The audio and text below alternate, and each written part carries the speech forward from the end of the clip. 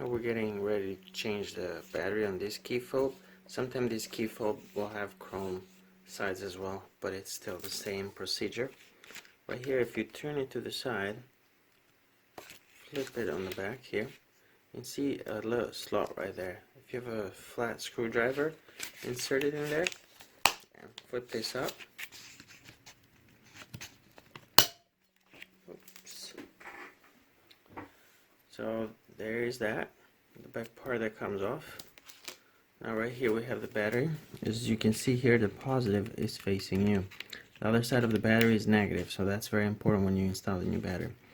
Here we'll take this battery, we're going to try to insert something over here. You can see that you can push the battery this way and then lift it up. So we're going to do that, and you got to watch out because this battery might pop out as well. And this is the tricky part right here. So I'm pushing this out and up. So there's the old battery. Now when you take the new battery and install it, again, pay close attention to the positive side, which should be up.